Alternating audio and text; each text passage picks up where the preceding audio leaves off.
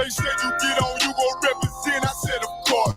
Soon as they crank that beat, I ride that bitch just like a horse. She about to go dumb, yeah, bitch, me whole car. You ain't know they call me Obi-Wan. I go with the force. You gon' ride, yeah, of course. Get it lit up like a torch. You either low or this Lord, so that bitch is either or. Yeah, I know them niggas ain't cut like that. I swear I'm to our core. Wait up, let me make a call right quick. I'ma start another war. I was hurting when she left, but I don't care about any part. I need a Vaseline like my Nina Puffer bar. Took a Zoc, watch the dark. Matter of fact, like a dart. Any problem, let them come. We gon' snatch they soul like Shane Sharp. Put them out of service, keep them tools like Miss Hawkins. Try to hope it's way too late. I'm headed straight to the safe. Throw that one up like a trophy. I'm that nigga, ain't no debate. Told them boys we taking over. Call them up like set the date. Bitch a piece of cake. Yeah, my bitches came from Whole Foods. Told them put on that top 3. Then bring me my house shoes. Don't make excuses, make moves.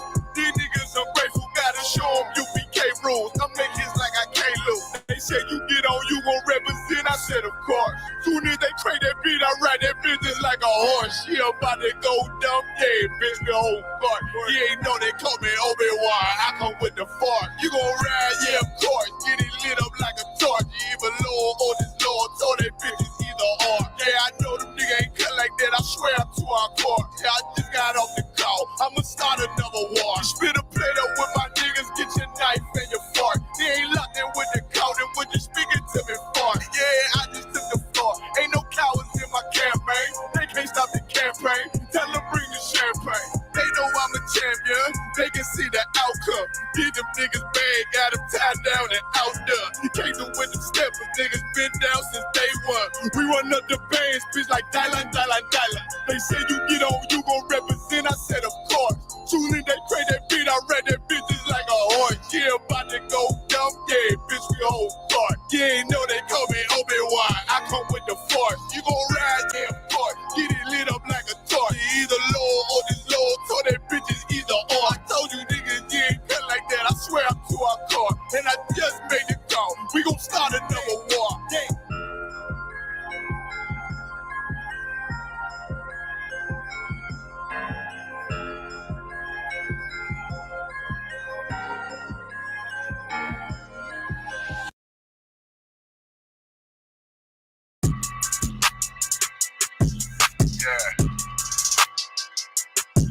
Yeah, you know what it is.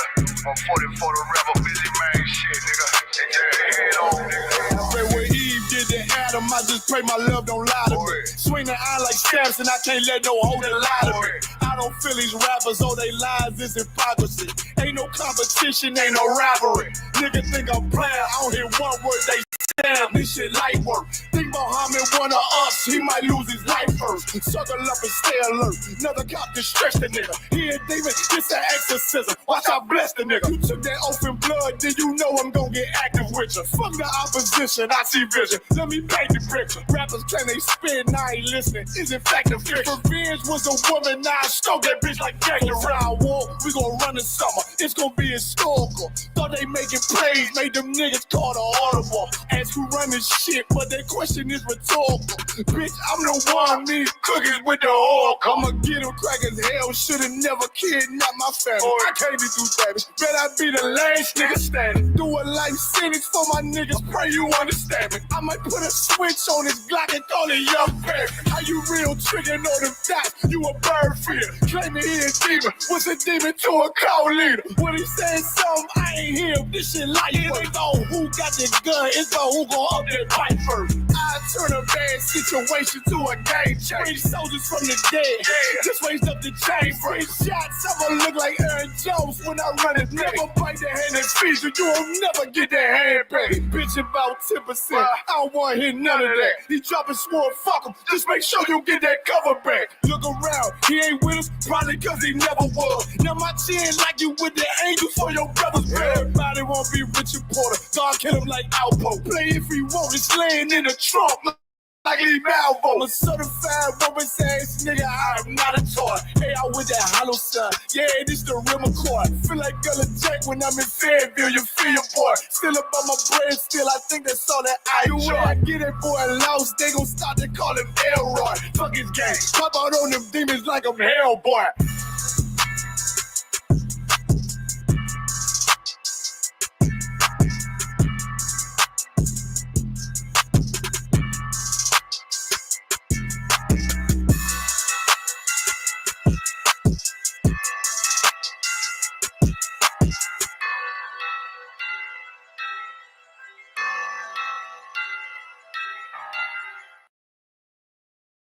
AI is smart, but it can also help you get smarter. AI tools are already helping people. It's likely that whatever career you're in,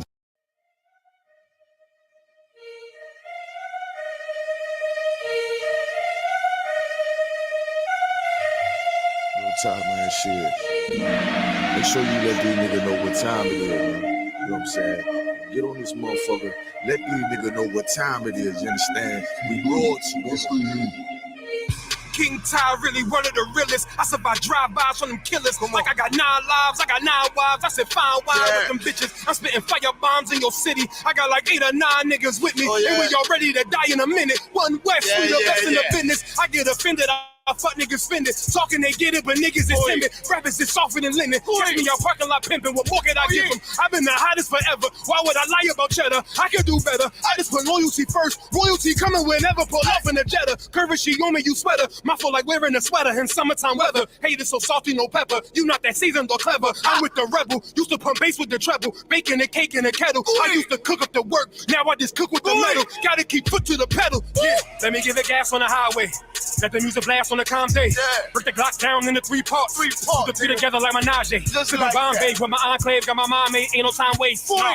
Eating prawn steak with a fine date at a fine place. Getting violated. Hey, listen. I already told these niggas.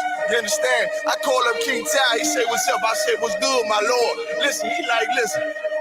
These niggas ain't ready for none of this. You understand? I said, listen, if the nigga ain't one West, he ain't got it on his arm or his chest. I don't give a fuck about the nigga. It's just me and my niggas. We royalty, yeah. I got the hammer, you running, man. Come through your window like rubber man. Snapping your neck like a rubber band. Talking my dog like the sun is saying. He told me murder you rappers. Uppercut sending you vertical actors. Got me coming with verbal attackers. I might attack you type physical too. So y'all be rhyming the way y'all be shining. I'm blinding these rappers like Mr. Magoo. These haters miserable, we indivisible. Look at these haters like they got no clue. No clue. They hold up ones in them W's. Really bro, don't get too comfortable. If you ain't cut from the cloth, co-signed by the boss, then we do not fuck with you. Cause you wouldn't last here. I told you the same shit last year. Already told. Keep talking that trash, I have a car come kick your ass You here. already know. Your jaw like glassware. We pull up not rocking no mask there. Don't care if you spot us, you know how you got us. It's over, you saying your last prayer.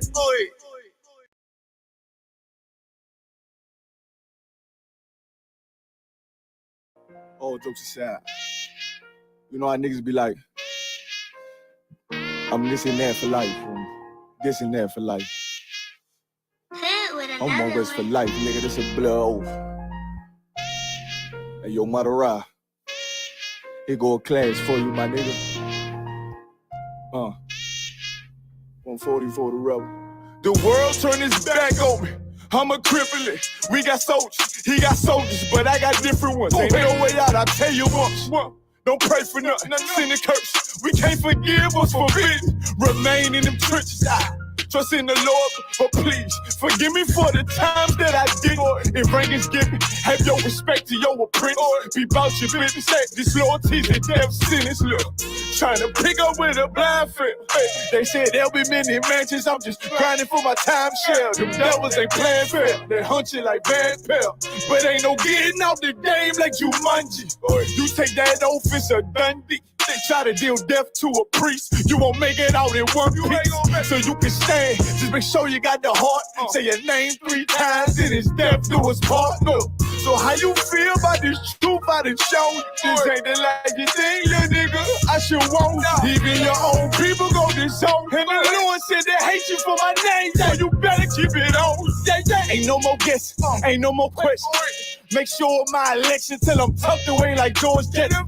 Murder for capital, now it's murder at the Capitol. The world in amazement, we like fuck 'em, raise it. I pity those watching life as it goes by. Be giving mercy in this life, I don't know why. In pump smoke, never try to. The dead at home, my brother be the dead, it's all I don't. Either fold or salute, my nigga. They like, how you stay focused? I told them I'm motivated cause of you, my nigga. Brotherhoods and weapons, still got weapons on the scene. And I never do my niggas like Bishop did Raheem. Never mind in all beliefs, they under anesthesia. Shorty say she need me, said she wanna let that love go. Told I let that love grow. But if I bring you to my bed, that's a blood oath. So, how you feel about this truth I done show? This ain't the life you think, little nigga. I should want. Even your own people gon' disown. And the Lord said they hate you for my name, so you better keep it on. Yeah, yeah.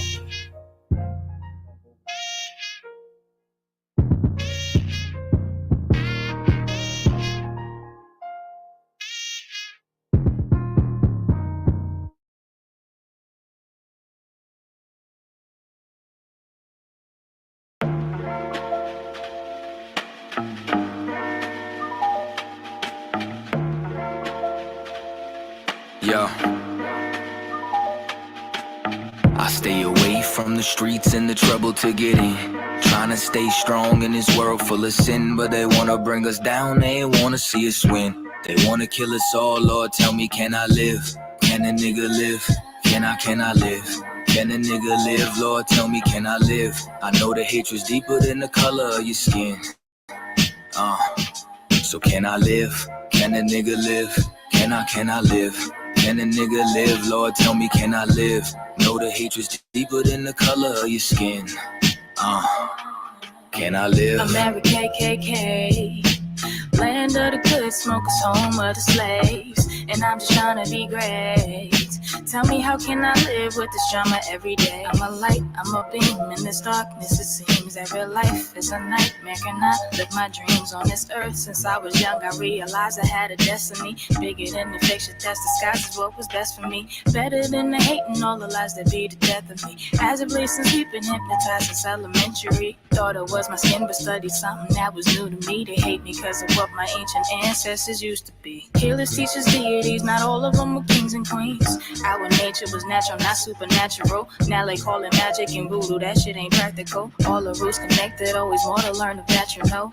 Don't let the shit go over your head. Same snakes up in the garden, but the skin just shed. They'll always try to convince you that it's all in your head. Just know you gotta do better before you hit your bed. I stay away from the streets and the trouble to get in. Trying to stay strong in this world full of sin, but they wanna bring us down, they don't wanna see us win. Trying to kill us all, Lord, tell me, can I live? Can a nigga live? Tell me, can I live? Can a nigga live? Lord, tell me, can I live? I know the hate is deeper than the color of our skin. Can I live? Can a nigga live? Lord, tell me, can I live? Can a nigga live? Tell me, can I live? I know the hate is deeper than the color of our skin. Yo. Can I live? They say my rhymes cause too much excitement. Ride incitement, shit, well there's no indictments when my kinfolk get murdered by white men.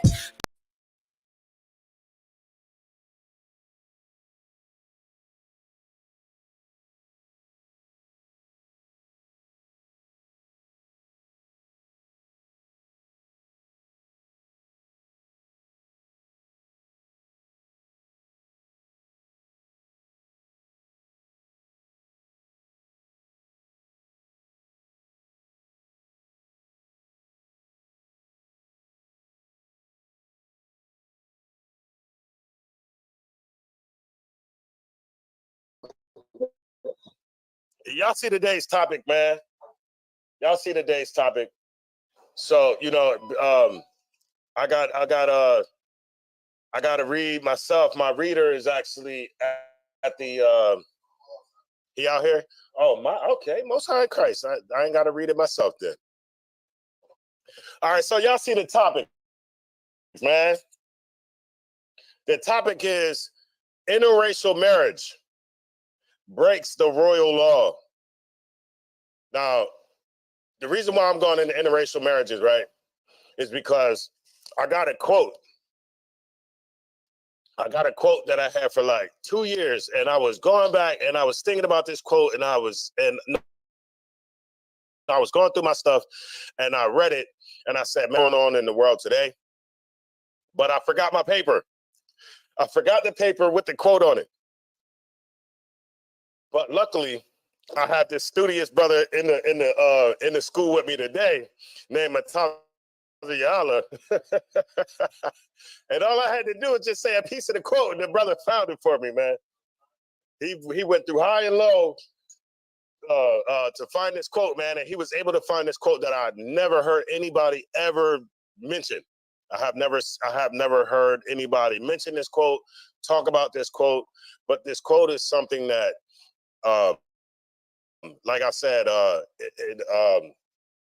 it's an insight into Salakia, y'all. It's an insight into how the other nations think about us, and it's a quote into showing you how they plot on us.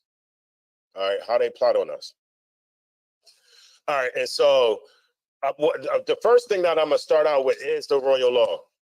Kohal, I need the royal law. I need them to understand how marriage, interracial marriage, is breaking this law. All right. So you want that? Yeah, the royal law in the New Testament, and Paul's Testament. You know, Christians, man, they swear Paul trumps everybody. I said, wait a minute, who is this book about, man? It's about Christ or it's about Paul? Let's get it together here. Yeah, it's I think it's it's only one spot in the Bible that talks about the royal law. You got it. You using that blue letter Bible, right?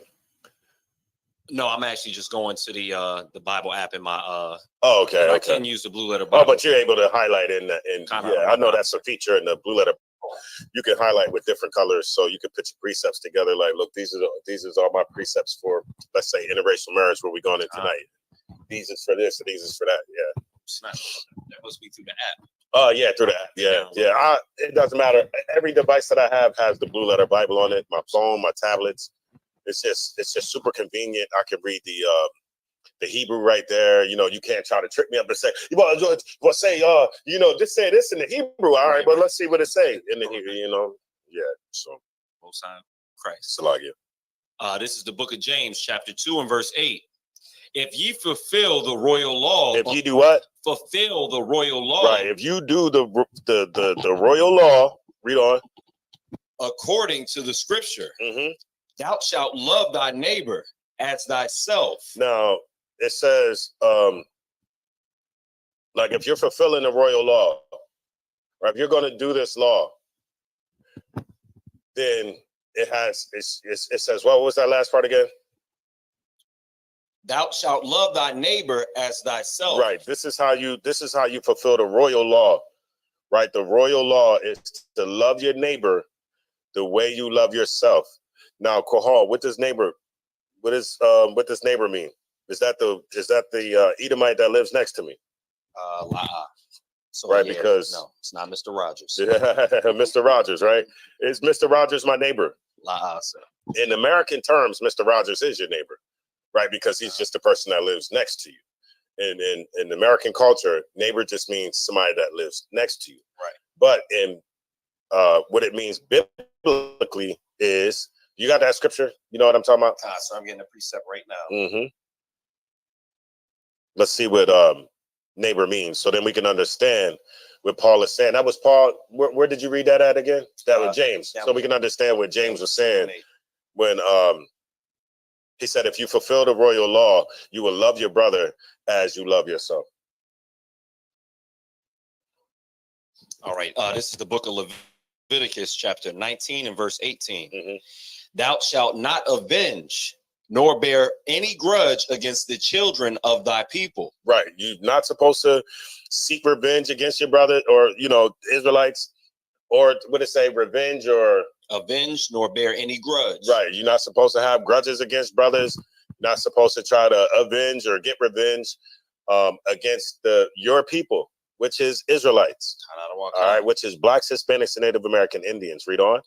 But thou shalt love thy neighbor as thyself. But you should love your neighbor as yourself. It's in the same precept. So it's letting you know that it was saying that you're not supposed to avenge. What it say? Avenge or have a grudge against your brothers, right? Somebody of your nation, somebody of your people, and then it goes on to say you gotta love your brother, right? Or it uses the term neighbor.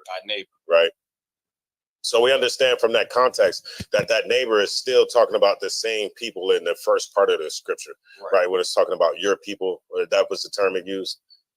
Thy people, the children of thy people. Children of thy people. We know the children of our people is Israelites. So that neighbor in the second part of the precept is still referring to our people in the first part of the precept. So what is James saying?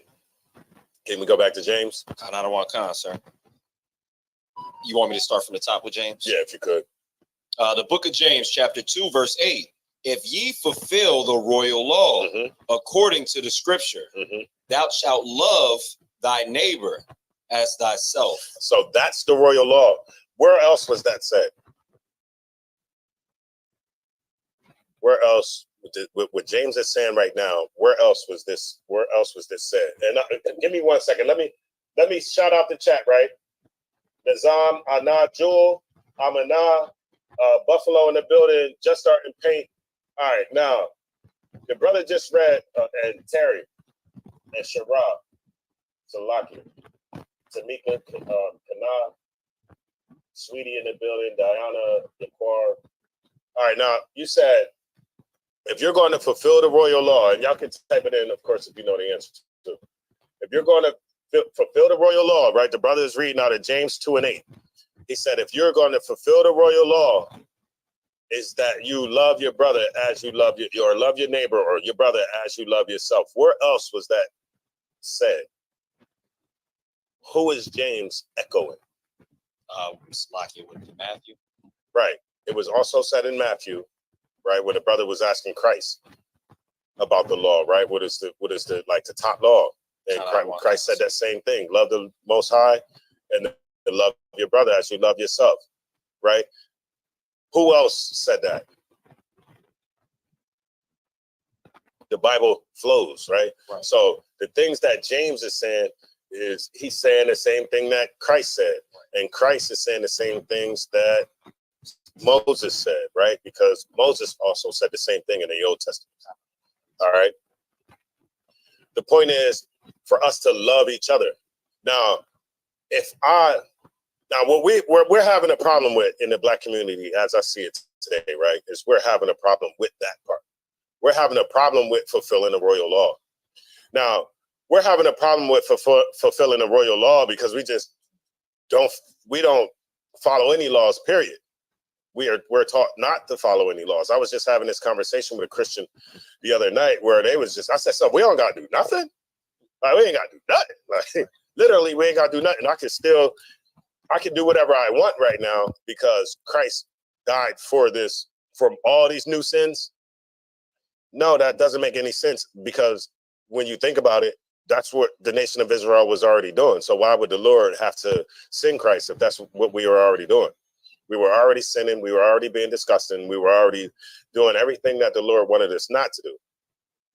So you mean to tell me he's going to send his only begotten son for you to continue to die? That just doesn't make any sense. All right. Now, so this is the royal law. Now, the problem that I'm seeing, right, and get back to the problem that I'm seeing that we have a lack of love for each other, man. We have a lot, and you know, we're filled with love. Like Black people are filled with love. Hispanics are filled with love. Goddamn Native American Indians are filled with love. The problem is we just don't know you know, where to shine that love. We don't know where to project it. We don't know where to give it to. We freely give it anywhere, and to anybody and everybody who'll crack a smile to us. That's all you gotta do is crack a smile. And we love the hell out you. Get back to the hood, and you know, we got all the beef in the world, man, with each other. Go ahead. Lucky, I was gonna say what you're saying is extremely, extremely heavy because when I was coming into Wilmington, when I was driving, I saw, you know, the sister kind of pull over, and she's stopping during the green light just to give some Edomite, you know, her money that's sitting on the side of the road. I hate that, man. I be yelling out the window, man, hurry up, keep going. You know what I mean? I yell something out because, like, you stop in traffic to give this Edomite $1, but I just seen you drive past 2 niggas and ain't even crack your window. You ain't even crack your window. But the minute you see Edomite Jesus, because that's what black people see. You see Jesus. That's what you see on that corner. You just see dirty Jesus. He's just a little dirty. He's just a little scruffy. Yeah, that's what you see. And so you're willing to hold traffic. You're willing to hold traffic so I can get to work late. So you can give him all the money you got in your pocket. And that's what you've seen, right? You holding up traffic. She held Salaki, if I could. Mm-hmm. She held up traffic. And I noticed two things, because sometimes, you know, like you see enough people, you able to like kind of, I don't want to sound like an agent or like a cop or something, but you see enough people, you could tell that specific type of person. You see a profile of that person. Number one, the Edomite looks like somebody that just hustles. Yeah. He's not actually homeless. Number two, he ain't really homeless at all. Number two, the sister looked like and kind of had that aura or that spirit of, you know, those kind of like those masculine, you know, sisters from the 90s. Yeah, that's kind of like them bush joints that don't like black men, but will, you know, treat Edomite like you said, like he's cheap. Like gold. And that's the spirit that I got off of both of them. Like he's a hustler, and she don't even like brothers. That is the spirit of black. That is the spirit of Black America. Black America right now, we hate each other. We hate each other. However, we do love, but it's just everybody else. Now, what we advocate for, what the Bible says is, you know, for us to take that love back, give it to your people. There's brothers and sisters that can use it. You know, there's brothers and sisters that haven't even experienced love before. You know what I mean? Like they haven't even, they may or may not have even experienced somebody that could care about them like a black person could. You know what I mean? They might be longing for that. I mean, you know, they might have grew up in an abusive household. You know, father coming home beating you up the minute he get a drink in him. Mom, you know, selling you to the drug dealer so she can get high or something like that. You know, some of us have never even experienced love the way we can, right? Or the way it should be. And that is why I'm doing a class tonight on interracial marriages, man. Interracial marriages goes against the Bible. The Lord is unhappy when he sees a black man with a white woman, a Caucasian woman. The Lord is unhappy when he sees a Caucasian man with a sister. Super disgusting, right? But we see a lot of it. We do see a lot of it. Okay, and from Genesis, Kohal, from Genesis, each kind was made to be with its kind. Lions don't sleep with tigers. No, well, if you domesticate it, you know, they might try to do, because somebody gonna try to get me, right? They'll be like, yeah, it's called a liger. But for the most, you will not see a lion. Let me switch it up, because that's still cat. They're still cats. You're not going to see a lion sleeping with a hyena. You're not going to see a lion sleeping with a hippopotamus. You're not going to see a hippo sleeping with an alligator. All right, because each animal sticks with its kind, and that's from the beginning, right? If I could, let me get Genesis 1:12. Genesis 1:12. That's where we're going at, right? They said dirty Jesus. Right, though. Scruffy Jesus.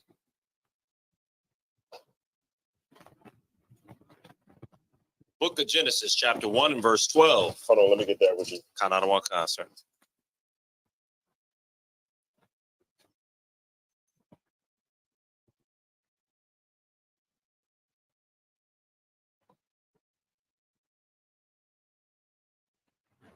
All right, we'll just start at 9. We'll just start at the third day. It's like, yeah, this is the third day of creation in Genesis. Go ahead. The book of Genesis, chapter 1 and verse 9. And God said, let the waters under the heaven be gathered together unto one place, and let the dry land appear. And it was so. And God called the dry land earth. What did he call the dry land? Earth. And the gathering together of the waters called He Sees. Mm-hmm. And God saw that it was good. And God said, let the earth bring forth grass. Mm-hmm. The Bring herb, forth the grass. So, you know, we Right. see in the creation, we see in the land coming together, right? Because prior to the waters coming together and being called the sea, it's just think of like the periodic table. You know Right. what I mean? Everything was just in this elemental stage, elemental form, right? Until these gases and these elements come together, and then now it's the sea. These elements come together, and now I can see land, right? The Lord said, "What? Bring forth the grass." Okay. Go ahead. The herb yielding seed, Mm-hmm. and the fruit tree yielding fruit after his kind. Right. So bring the grass. Bring the what it said, the seed bearing what? Seed yielding. The herb yielding seed. Herb yielding seeds, right? You know, everybody you know that they like the herbs. Right. Right. They think I'm talking about the herb, the wacky tobacco. The wacky tobacco. No, I ain't talking about the wacky tobacco. And even still, even if it is a herb bearing, it is a seed bearing herb. But remember, that stuff is given for meat, right, and not smoke. All right, read on. And the fruit tree, Salakia, and the fruit tree yielding fruit after his kind. Right. So everything is yielding stuff after its kind. Right. The apple seed is not going to make an orange seed. The orange seed is not going to make a pear seed. And so therefore you can use this with humans too. If I go to and it doesn't matter where you plant that seed, you know, it doesn't matter where you plant it at, it's still going to be an apple. It's still going to be an orange. So no matter where Israelites have babies, it's still going to be an Israelite, whether it's in America, whether it's anywhere, right? That's just a sidebar. Read on. Upon the earth, and it was so. Salakia, whose seed is in itself upon the earth, and it was so. Verse 12. And the earth brought forth grass, and herb yielding seed after his kind. Even the herbs have seeds after their kind. Right. Right. Everything has seeds after their kind. Animals, when they plant a seed into, you know, the female, the seed is after its kind. It's going to come out the same thing, right? Read on. And the tree yielding fruit, whose seed was in itself after his kind. And God saw that it was good. Right. So it's good for seeds to come from whatever fruit or whatever it's supposed to come from. It yields that. Now there was no mixing. It didn't say that, you know, even with just nature, there's no mixing. Right. But when it comes to humans, it's supposed to be like, it's okay. No, it's not. It's not okay. Even in nature, stuff don't mix. So, you know, that same concept applies to humans. All right. Now, give me Ezra 9 and 12. Ezra, let me get there with you. Ezra 9 and 12. So you're not gonna see a pear trying to sleep with an apple. You're not gonna see an apple trying to sleep with grapes. What I said, 9 and 12. Sir.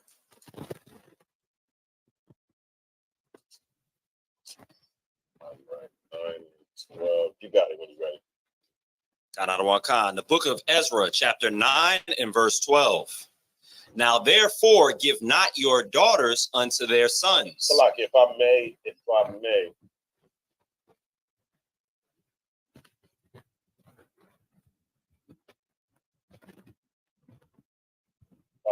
Go to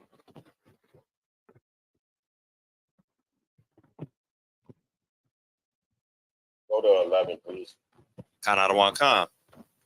The book of Ezra, chapter 9 and verse 11. which thou hast commanded by thy servants, the prophets, saying, the land unto which ye go to possess it. Damn, I'm so lucky. Oh, man. no, what, sir? Y'all. Okay, so hold that. Go up to verse 1. Kanada one con, sir. So we can get some, so I can help everybody understand what the 12th verse is talking about. Go ahead. Kanada one con. The book of Ezra, chapter 9 and verse 1. Mm-hmm. Now, when these things were done, the princes came to me, saying, the people of Israel and the priests and the Levites have not separated themselves from the people of the land. Right. So that was a commandment that was given. That was like something that was told to us, right? When we came out of Egypt and we was going into around these other nations,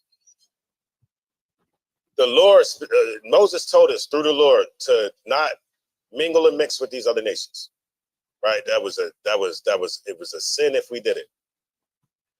And here, Ezra's being told that Israel is around these nations and they have not separated. Now, Kohar, I'm gonna just ask you a question. You right here, right? What happens when we don't separate from the other nations? When we don't follow the orders, what happens? When we don't follow the orders and separate, we end up, doing the things that they're doing as far as, celebrating or rather worshiping their gods. Right. We'll worship their gods. Right. And, worshiping their gods come with, whatever lifestyle these filthy people live. Right. A lot of these people are filthy.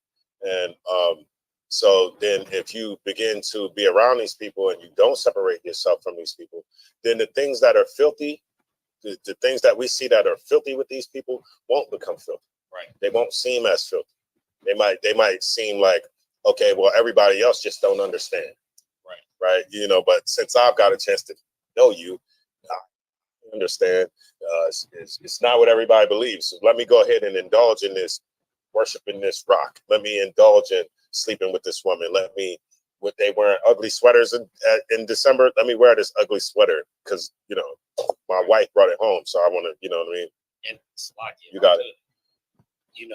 I notice because for so many generations that we've been around our oppressors, I noticed that the oppressors around us, they can do without being around other people. Mm-hmm. Like, say if it wasn't a business transaction going on, Asians would be perfectly fine just being around Asians and feel like we don't need nobody else, as well as Hamites, Arabs. But for some reason, when I present, to people in the world, like, maybe we should just take care of ourselves and we shouldn't worry about that. They act as if we'll die if we don't have these, oppressors around us guiding our every move. Yeah, it's like we won't be able to function if he's not involved in whatever we got going on, right? And that's brainwashing. That's brainwashing. Look at my job trying to call me. Don't call me now. It's like they believe the oppressor is a lifeline for us.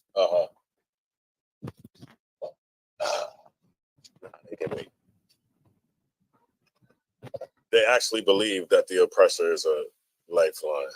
Sir. That's lucky. You want me to start that from the beginning or continue? Ezra, you can start it from the beginning, Salagi. The book of Ezra, chapter 9 and verse 1. Now, when these things were done, the princes came to me, saying, the people of Israel and the priests and the Levites have not separated themselves from the people of the land. Right. At this time, the Israelites aren't separating themselves. We just mingling.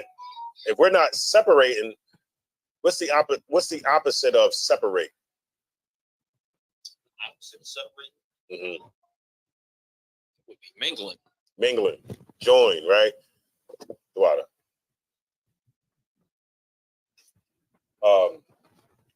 So instead of the Israelites separating, the Israelites are joining every damn body, right? Read on.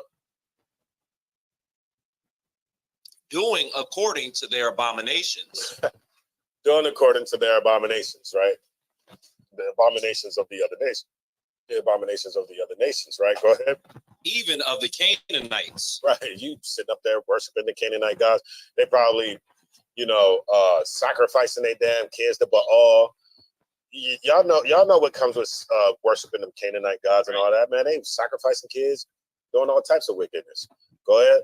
The Hittites, the Perizzites, the Jebusites, the Ammonites, the Moabites, the Egyptians, and the Amorites. Right, all the people, all these filthy, and y'all know where these nations are, right?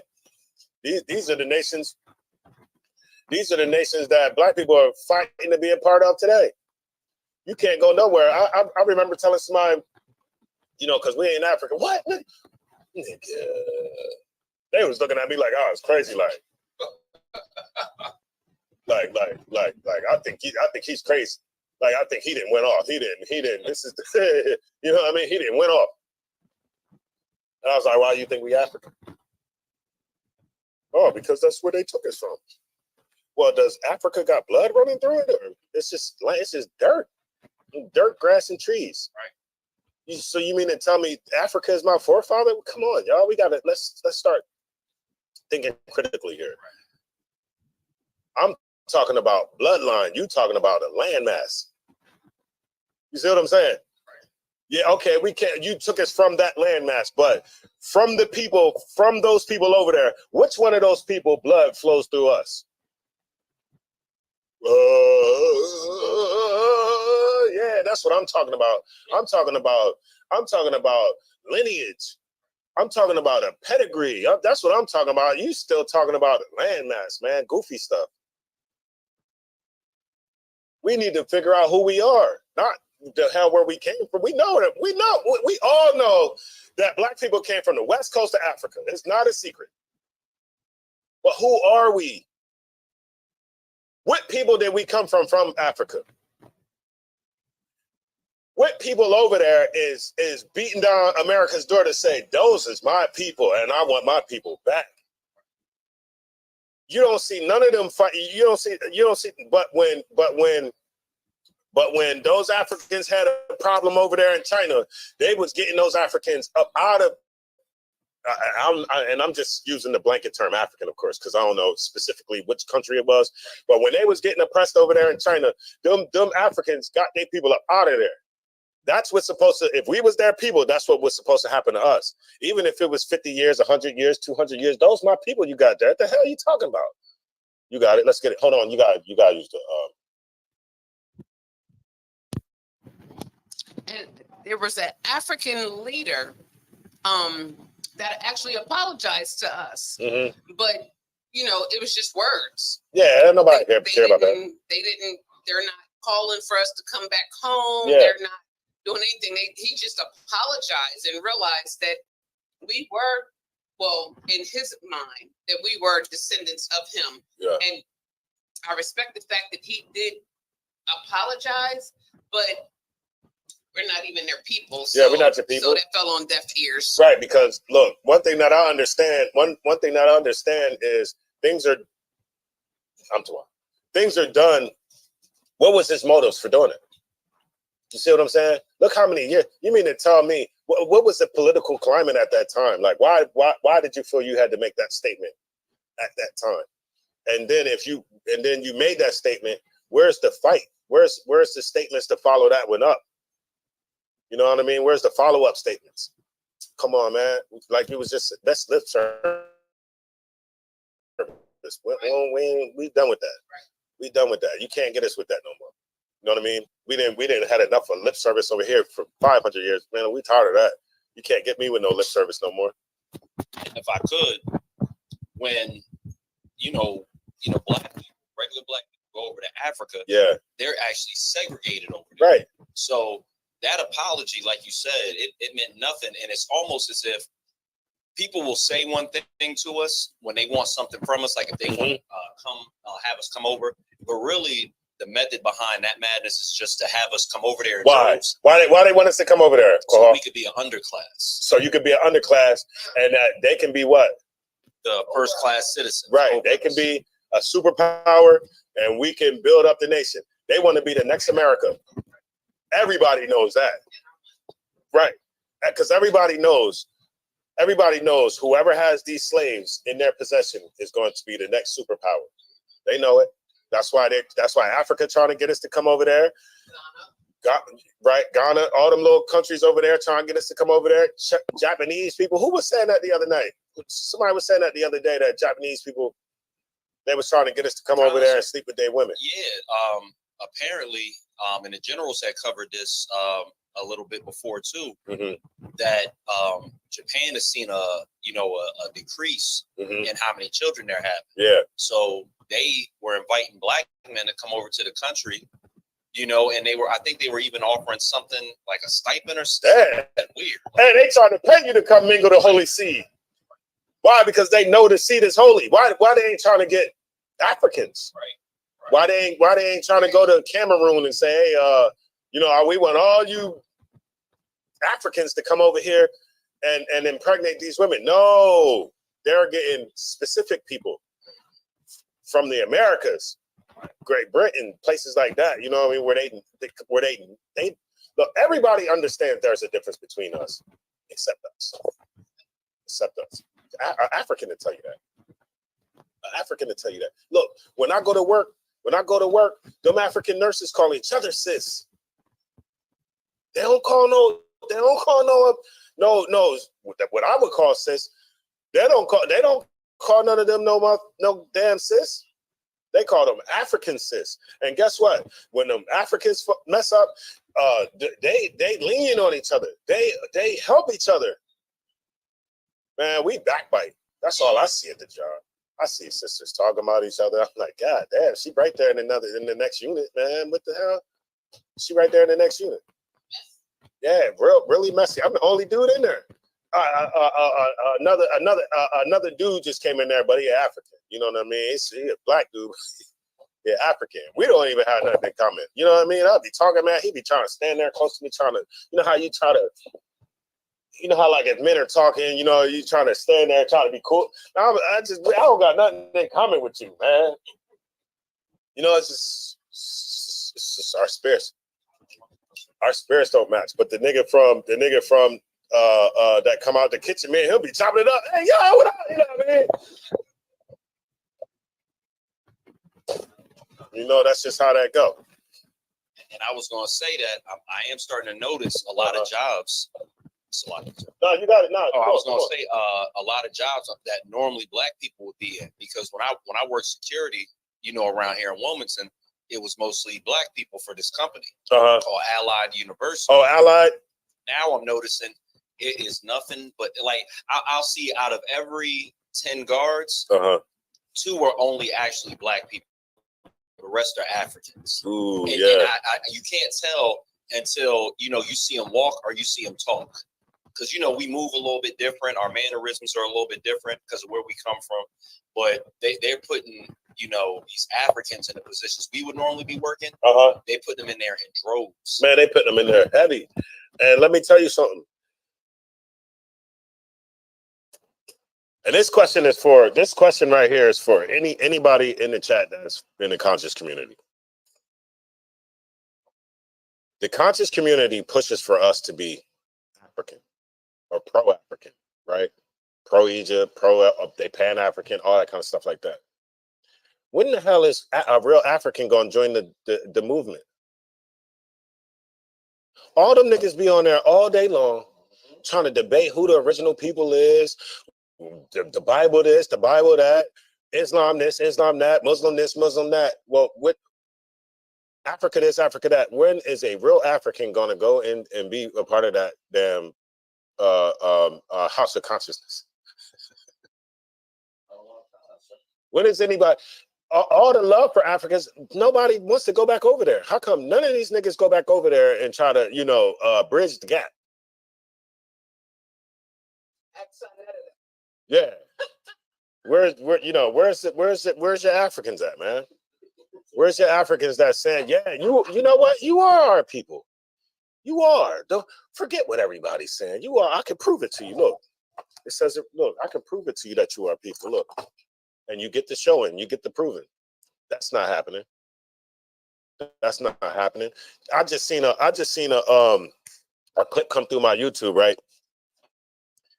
And it was an American black dude talking to an African.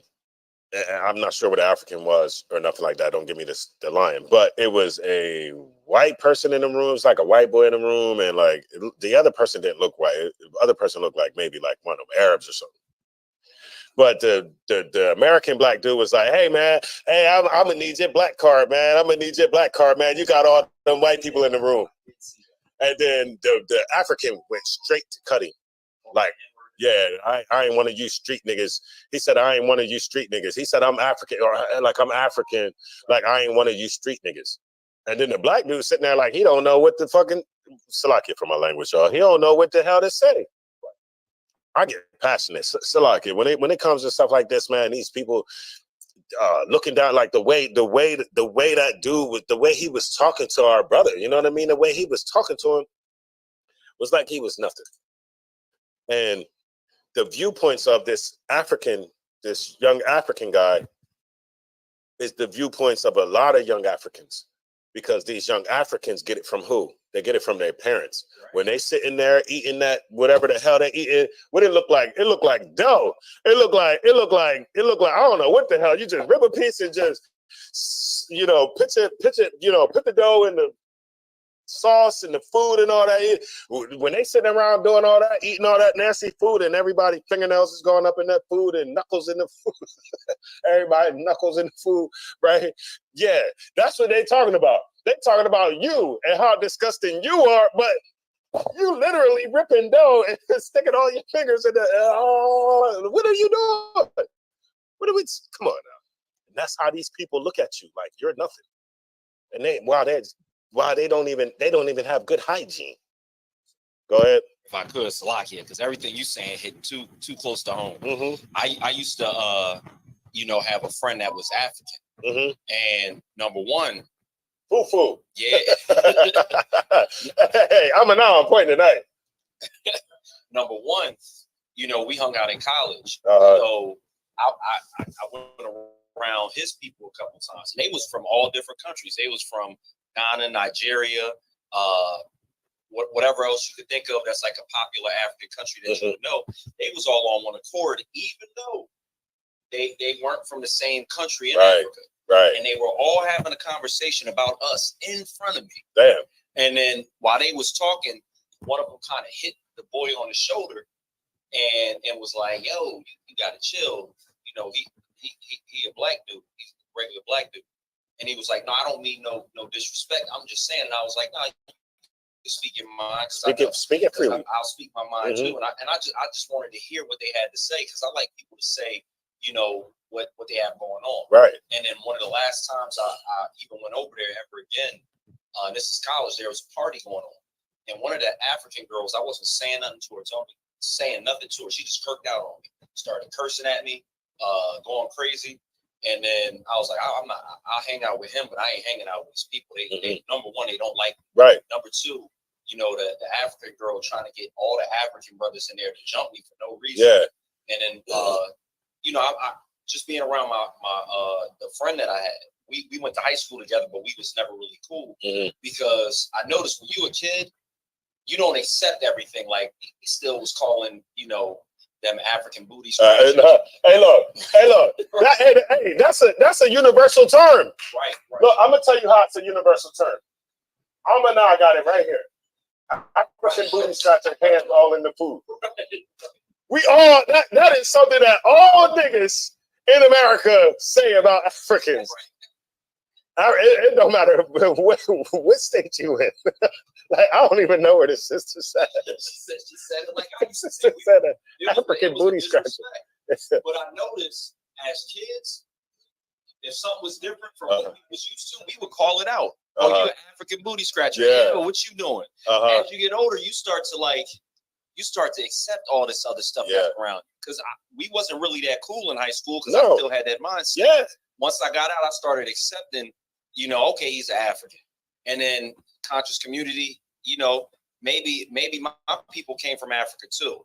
But I noticed that through all that time that we were okay in high school, and then became real good friends in college, I never met his parents, his father. And there were sometimes I'll be like, I would be like, oh, what you got going on at the house?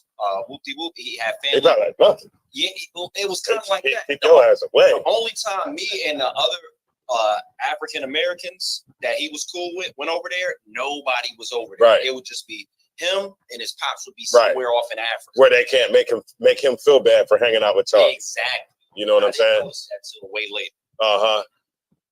African booty scratcher. That got to be the. That's funny. But had you would have went over there, his father would have probably said, "What is this Akata? And don't they call us Akata? That what does that mean? Slave? They understand. They understand that we're not the same people. When you look at there's a documentary called Many Rivers to Cross. In Many Rivers to Cross, the dude is talking to some Africans, and the African dude is telling the guy from Many Rivers to Cross that his family still has slave money. His family still spend. You know how we be like, yeah, I've still got the 80s money or something like that in them rap. Yeah, they still got slave money. Yeah, he said it. His family was a slave. Yeah, that's a good documentary. It's called it's called Many Rivers to Cross.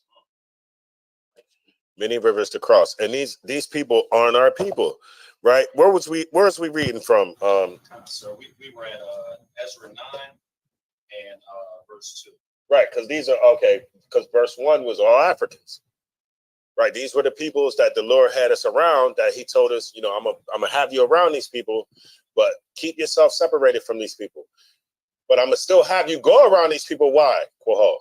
To prove us. To prove us, right? Go ahead. The book of Ezra, chapter 9 and verse 2. For they have taken of their daughters for themselves. Okay, I see Meech Rouge. We got Troop is now not known as Meech Rouge. Or whatever you was called in the world, but it's now Trooper Anwar.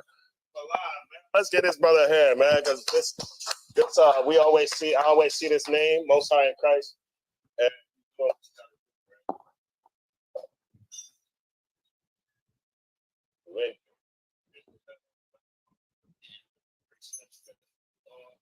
And Salaki, there was and you got rewarded with your for your hard work. What's the question? I might get it. I think it was already answered. I just want to let you know. I think it was answered. I still got some stuff to get. Oh yeah, and Hawar in the building, my man Hawar. That's how I got that Abba Bivens PDF. I got it from Hawar, and Hawar had another. He had a precept in here that I'm gonna go ahead and grab too. All right, but we'll finish the Ezra 9 and 2. And for their sons, so that the holy seed have mingled themselves with the people of those lands. Man, bring it back from 1 again. Now, when these things were done, the princes came to me, saying, the people of Israel and the priests and the Levites have not separated themselves from the people of the lands. Now, from this verse, right? I want to see if y'all can pick up on something, right? Well, I'm not gonna say can you pick up on something, because it's just something that I understand or that I'm picking up on. Do you see that it's everybody in Israel that's not separating themselves? Not only just your regular brothers, but the priests and the Levites and everybody. These the brothers that's supposed to be like, hey, yo, man, you're supposed to be doing the job that I'm doing right now. Hey, nah, y'all not supposed to be sleeping with the white women. Hey, man, leave them African women alone, man. You're gonna get fleas or something like that. You know what I'm saying? Like, yo, cut that out. You feel me? They supposed to be warning us, but they ain't. They ain't separating themselves. So how are we going to separate ourselves if the leadership ain't separating themselves? Right. Think about today. Our leadership ain't separating themselves from America. So how are we going to separate ourselves? We don't even know to separate ourselves from America. We don't even know that if we just start following the law, statutes, and commandments of the Most High, that we just naturally going to separate ourselves from America. It's a natural process that's going to happen. Start following the law, statutes, and commandments. You're going to see yourself becoming less and less of an American. You see what I'm saying? Read on, Salaki. Khan Adawan Khan, sir. Doing according to their abominations. Right, they was doing according to the abominations of the other nations. Right, go ahead. Even of the Canaanites, the Hittites, the Perizzites, the Jebusites, the Ammonites, the Moabites, the Egyptians, and the Amorites. Right. Them Egyptians that are Negroes, I mean, we just love Egyptians. But it's showing you right here that the things that the Egyptians were doing when these brothers was doing that was called an abomination. Verse 2. Verse 2. For they have taken of their daughters for themselves. What was they doing? Lustful Negroes. Yeah, you didn't see y'all. Everybody over there looking at that African tail, and you can't damn control yourself. You just gotta have fleas. You see what I'm saying? You just want crabs. Right. Oh shit. You know what I'm saying? A bunch of women sitting in dirt all damn day long. The hell you think you're gonna get? Read on. Hey, Salakia, man. I'll be at work looking at them, man. I'll be at work looking at the Africans.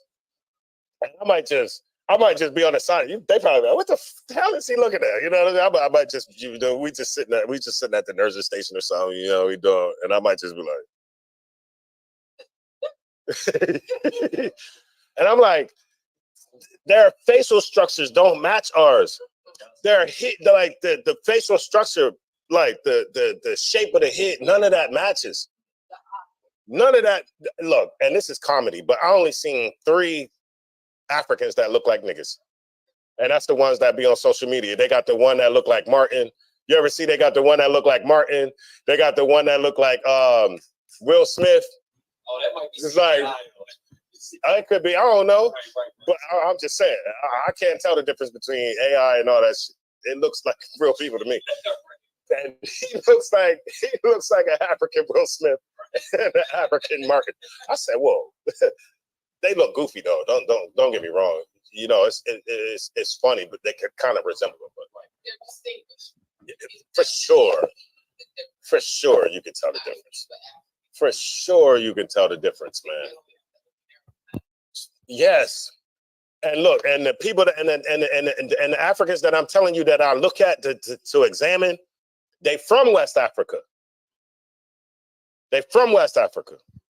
I was talking to the one girl, and I was like, "Yeah, where you from?" She was like, "West Africa." And then she was like, she asked me where I was from, and I think I said like, woman.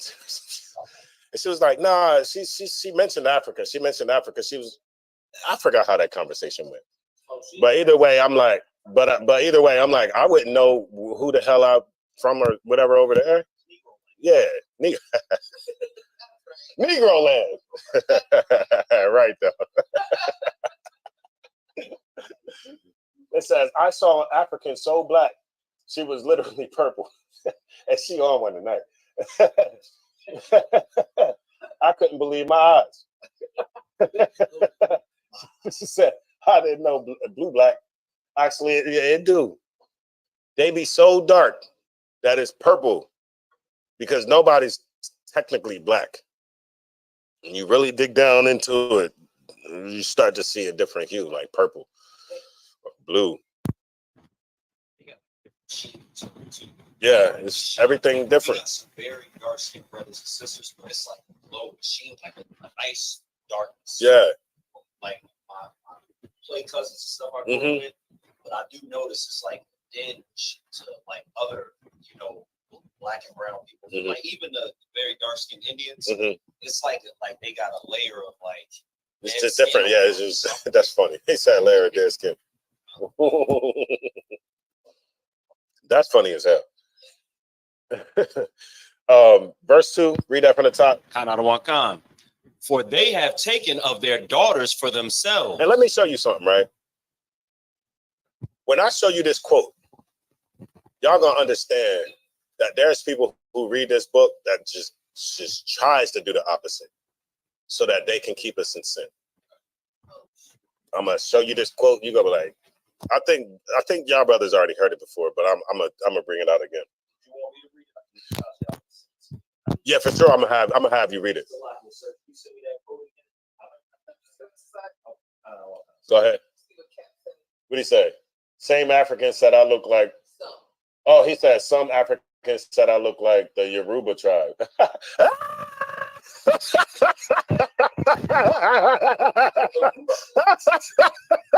Hey, I'm glad they ain't never tell me that. I'm gonna have to tell mom. Maybe we maybe mom was cheating. They ain't never tell me I don't look like no damn Yoruba. Nah, I'm messing around. I'm messing around. Hey, they said he looked like, I ain't never seen nobody that big in damn Yoruba.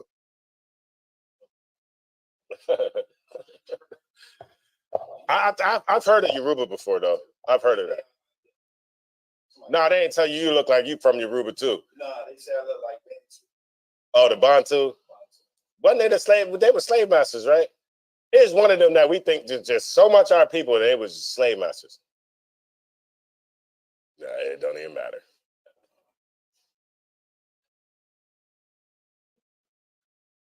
No, I've never been mistaken for African either. Salaki.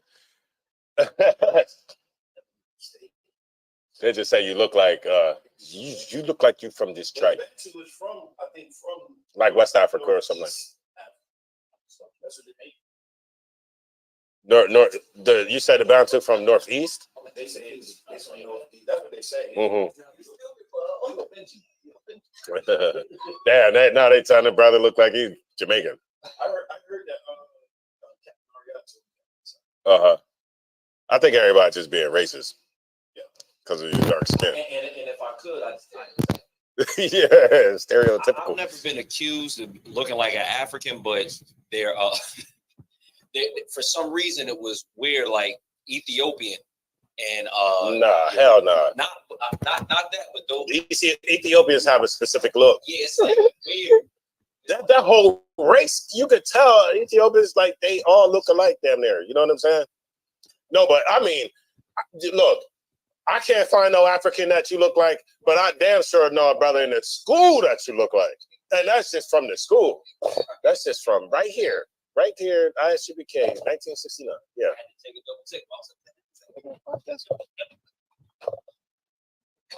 Yeah, that look like me. Salaki, I was just gonna say I was dodging them African them Eritreans and them Ethiopians up in DC. Yeah, the Eritreans. I never. Yeah, I don't think you look like, because that's like Gilly the Kid and them. You know what I mean? Ain't that Eritrean and Eritrean, Gilly and he got a weird look. He don't look like us. And Gilly and the nigga hold on, because they cousins. But one could still be American black. The Nipsey Hussle. Nipsey is Eritrean or something. Yeah, he ham too. He ham and cheese. Right. Could you first two? I don't want concern from the top. For they have taken of their daughters for themselves. We're in Ezra's 9:2. Go ahead. And for their sons, so that the holy seed have mingled themselves with the people of those lands. The holy seed, man. The holy seed have mingled itself with the people of that land. And it's saying it this way is because it's wrong. It's something wrong to do for an Israelite to mingle the holy seed, the seed that, the Lord chose with any and everybody, right? People that the Lord did not choose. All right. Verse 3. Like, so just a little bit more if you want me to. No, yeah. I thought you was finished. Go ahead. Yea, the hand of the princes and rulers hath been chief in this trespass. It says the hand of the princes and the rulers have been chief in this trespass, right? You know, the leadership, our rulers is doing this too. And they're making everybody believe that it's okay because you see me do it, and you see I'm in the position of power. I'm in the position of leadership, but you see me doing it. Do you think that you're going to think it's okay to do it? That's why I'm speaking as to right now. That's why we have to watch what the hell we doing, right? Because it could be perceived that we're doing something. We're doing something that somebody think is wrong, but we're doing they might perceive that we're doing it and making it okay. So we have to watch what we do. You have to watch being in birthday parties. You got to watch eating certain foods when other foods you got to just watch the things that you do because other people can perceive it as it being okay now. And so a lot of these people thought things was okay because the rulers were chief in committing these sins. Verse 3.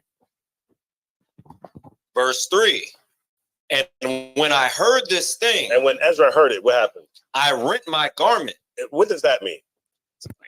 Kind of tore his clothes because he's seen his brothers sleeping with Africans. He's seen his sisters sleeping with Africans. And he understood that it was wrong. And our brother got to rip it. He rent his clothes. Right? Read on. And when I heard, Salakia, I rent my garment and my mantle and plucked off the hair of my head. Hey, the brother was like,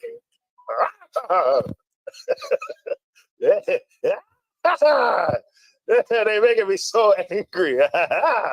Right? He plucking hairs from his head, man. You ever plucked the hair before? Hair make a tear come. You pluck the right hair like boop. A little tip. This brother just plucking hairs. Go ahead. And plucked off the hair of my head and of my beard. Yeah. Come on now. Imagine, y'all brothers that got them glorious, y'all that's able to, you know what I'm saying, y'all. Well, no, I'm gonna throw me in there too. Imagine me ripping one of these out, man. Imagine this face right here. I'm plucking hairs out.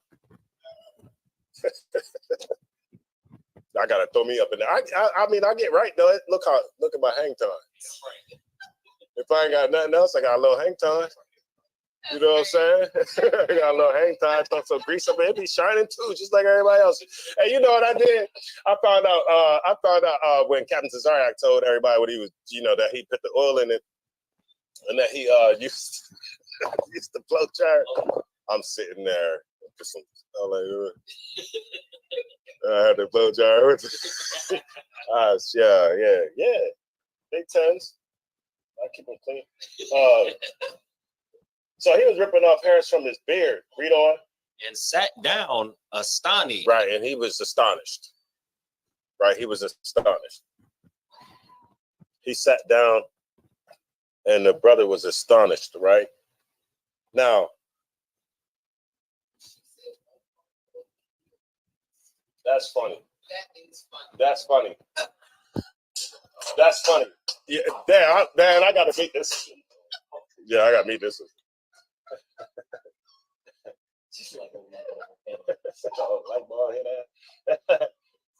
Oh, they said Lloyd is Ethiopian. Oh, stop. Well, now that he say it, now that I want to say it, God, it was like, this is how I feel. Lloyd, man. I know y'all know Lloyd, man.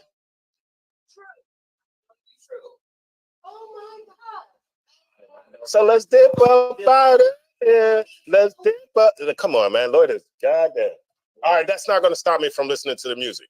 So like, Well, some brothers will be like,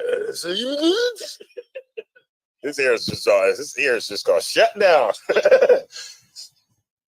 Well, we do got enough truth music. I most of the time I don't even listen to. I do like my slow jams. You know what I'm saying? I'm one of them. I don't wake up in the morning. I'm hardcore. I'm hardcore to the bones. You know what I'm saying? But I don't gotta wake up and eat my cornflakes like. You know what I'm saying? I listen to slow music sometimes, brother. Yeah, you know what I'm saying? Yeah, Most High in Christ. I'm in ISUPK Delaware. All right, so that's what brothers was doing. Brothers was sleeping with these other women, and it was wrong, right? Where Ezra is telling us that that's wrong. Give me Deuteronomy 7:3. This is where we actually got the law not to do it. All right, so this is how Ezra knows it's wrong.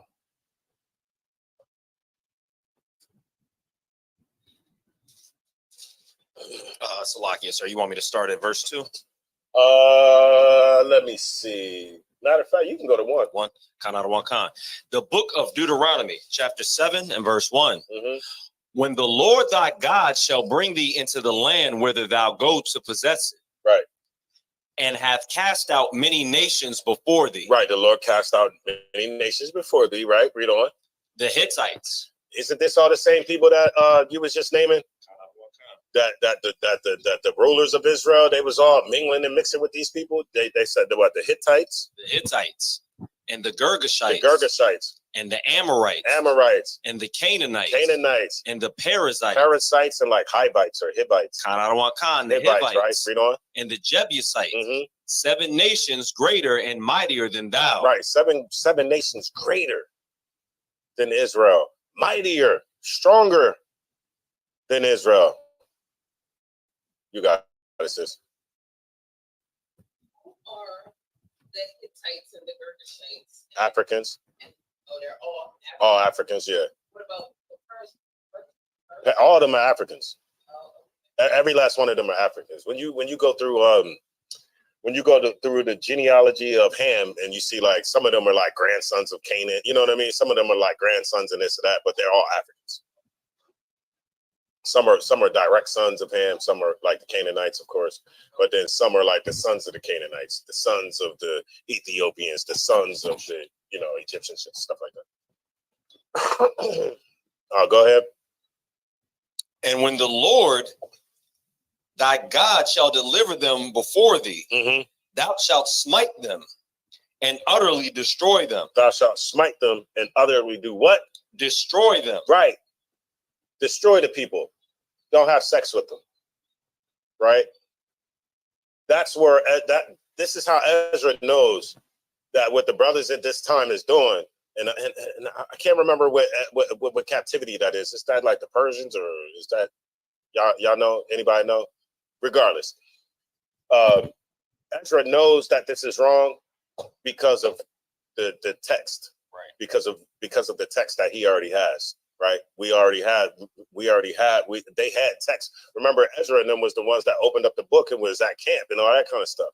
So they had the scriptures. They knew what was right and they knew what was wrong. And it says thou shalt make no covenant with them. That's another precept. Right. For when you guys teach that that he didn't come for anybody else. He's not coming back for nobody but lost health of Israel. Right, Con. That's a Con. I don't know if this is in guys precept. Man, we got everything, man. You see, hold on, let me. Did she just say it? She just say, listen. Let me just give everybody a little glimpse of the precept. Well, officers, you can add this to. But I don't play. Get your precept book right. Right. Just a sidebar. Just get your precept book right. This is one thing that I was taught when I first came into the truth, and I made sure that I started to get my precept book in order. Right. I'm a little anal, no diddy. Right, where I got a table of contents, man. I got each page numbered. I got a table of contents. So say I'm up there battling, I can go Kohal. Let me get what he just said. Interracial marriages, Kohal, go to this page right here. Say Interracial marriage, page 14. Oh, here you go, sir. And now I can get busy. All right. What was that? What was we holding? Deuteronomy chapter 7, and we stopped at verse. Any more on that? Just a little bit more. Okay, go ahead. Thou shalt make no covenant with them, nor show mercy unto them. Nor show mercy. And I'm gonna just quote First Ezra, but y'all know First Ezra 8 and 85, 84 say the same thing. First Ezra 8 and 84 say exactly what you just said, right? But it goes into a little bit more. It says, therefore now shall ye not join your daughters unto their sons, neither shall ye take their daughters unto your sons. Why? Moreover, ye shall never seek to have peace with them, that ye may be strong. That's why. You don't go into these people. You never have peace with them. You don't show them mercy. That's what you just read. You don't show them mercy so that we can where was I reading again? So that we can be strong. We're weak right now because we're mingling with the other races and we seek to have peace with them. We're begging to have peace. We're begging for equality. And that takes the strength away from black men and women. First Ezra 8 and 84. And then you just read it down. Right? And so that we can have an inheritance. We can't have no inheritance. Okay. Michael Jordan had a white woman. She divorced him. She got how many millions? It was hundreds of millions, right? Well, right. Then somebody divorced. I might got the wrong basketball player. Wasn't it Michael Jordan? Yeah, he got a divorce. How much was it? It had to be a lot. I know it was a lot. I heard it. She wasn't red though. So she wasn't Esau? Oh, Salaki. I can't use that example. Give me somebody else who got divorced by a white woman. what's the golf? Oh, Tiger Woods. Okay, Tiger Woods. He was with a white woman. He got divorced, right? Did she get half of everything or majority of everything, right? Majority. Right. That's part of the inheritance for his children, for them Israelite kids. That's part of the inheritance that should go back to all Israel.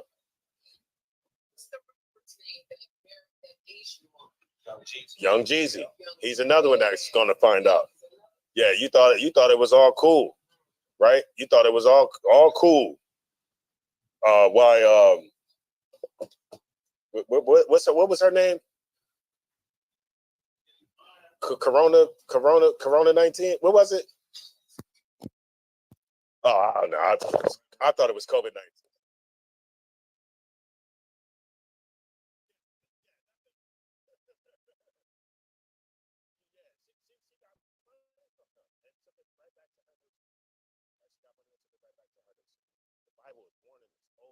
Over and over and over and over. What does that say about us who doesn't heed the warnings? You see what I'm saying? And that's First Ezra 8 and 84. Y'all read it. Y'all write it in your precept books. But I'm gonna keep going. All right, now I gotta get this quote, y'all. I gotta get this quote, and then I want somebody to give me. I gotta get Tobit 4 and 12. But then I want that one in I want that one Thashiyam. I'll let the sister get the Tobit, right? I want that one Thashiyam, where the brother where they was just talking about Israel sinning. And as they talking about Israel sinning, this brother come with a Asian broad. And yeah, that's what I need right there.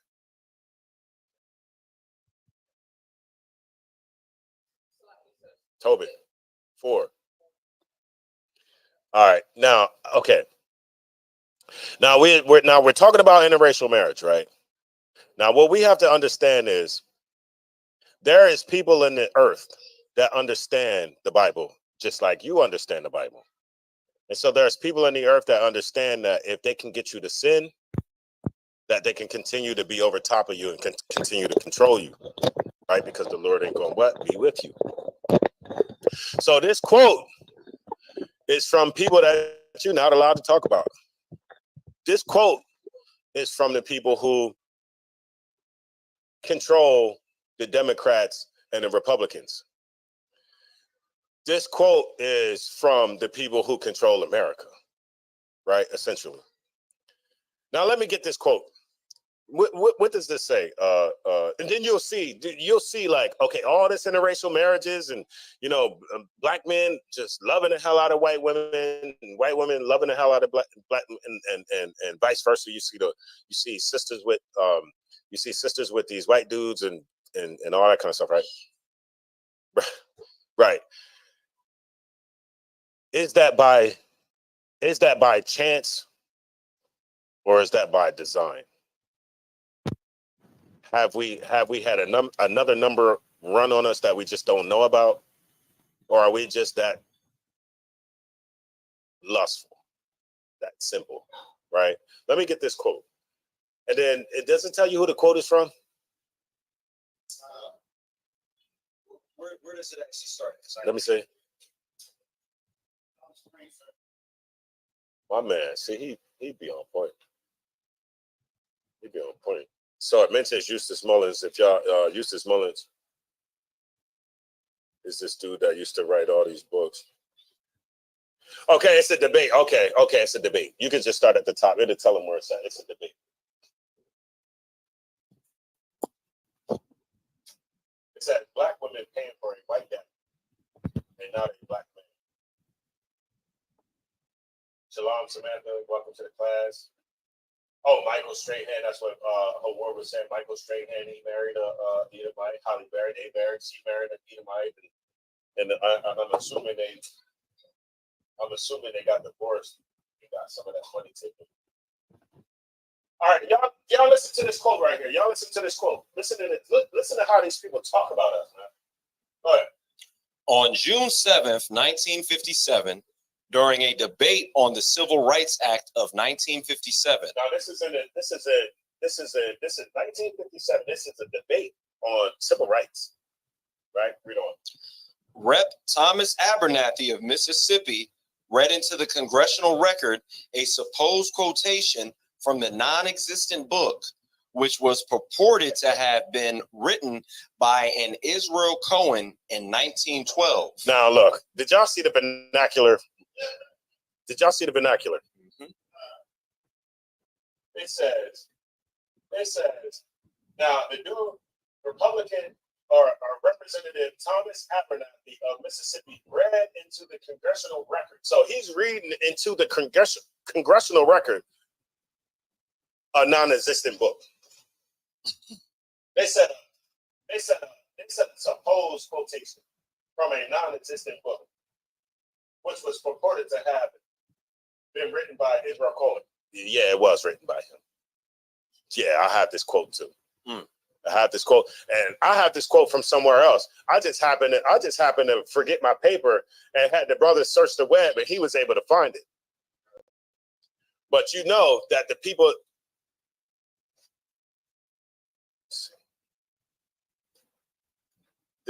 that's related to Israel Cohen, the supposed person who wrote the book, have y'all ever seen that they take Wikipedia classes? They take Wikipedia classes so they can learn how to go in and manipulate Wikipedia. So Wikipedia only speaks about them in a good light. But it came out that they was being fraudulent, like they trying to go from fake accounts and trying to go from multiple accounts and stuff like that to try to take this stuff out of there and try to write stuff like this. Non-existent. It's a supposed quote from a non-existent book. Come on now. So if it's non-existent, how the hell do I got the quote? If it's all right, look, there's no book sitting here. There's no book sitting here. Let me get a quote out of it. Y'all see this non-existent book sitting here, right? It's a non-existent book sitting here. I'm about to open it up and get a quote from it and take it to Congress. How foolish would you be to just make up something and take it to Congress? All right, now, what did he say? What was the quote? It said, "We must realize that our party's most powerful weapon is racial tensions." Our party's most powerful weapon is racial tensions. This is what people understand, that if I can get black people to fight white people to fight black people, and I can come in and you know, control the whole thing, right? Continue. Yeah, Salaki, my bad. By propounding into the consciousness of the dark races that for centuries they have been oppressed by whites. So we already understand that, right? But then this is how they do it. Do y'all know how they do it? They do it with like movies. Like you start seeing the movies, 12 Years a Slave, this, that. You start seeing movies that is going to, you know, do something to the spirit of, you know, black people. You know, it's going to start to inflame something in you to make you angry, and it's going to make you angry, right? But it's only going to make you angry towards, I'm gonna just use a blanket term, white people. It's gonna make you angry towards white people, but there was white people who followed different religions that was part of slavery. Right. You see what I'm saying? It's not just your white Christian; it's your white Judaics as well. I don't even know if that's a term, but that's Yum know what I'm talking about. Your Caucasian Judaics. Judaics, your Caucasian Judaics, and your Caucasian Christians, both had a hand in our slavery, right? Read on. By propounding into the consciousness of the dark races that for centuries they have been oppressed by whites, we can mold them. We can mold them. Do what to the blacks? Mold them. They can mold blacks, right? Read on. To the program of the Communist Party. Now look, this is a non-existent book. They said this book was non-existent. Well, how come this book that's supposed to be so non-existent speaks so much facts to what really happened in the black community? You know, in the 60s and the 70s, black people was going to the Communist Party. Black people were communists. Angela Davis was a communist. Most of them was communists. Them like freedom fighters and stuff like that, they were communists, man. Read on. They was learning from the Edomites. The Edomites was teaching them these concepts. They didn't know that they didn't understand that they were like communists, but they were following after communism. You got it. In America, we will aim for a subtle victory. In America, and y'all know where communism comes from, right? You know, America is supposed to be a country that fights communism. Right. Do you know where communism comes from? Who wrote the Communist Manifesto? I learned this in college.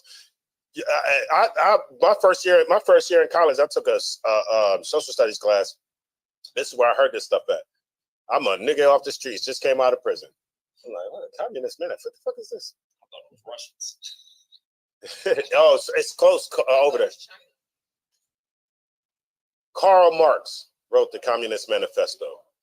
Karl Marx. His real name is Karl Mordecai. Karl Mordecai, right?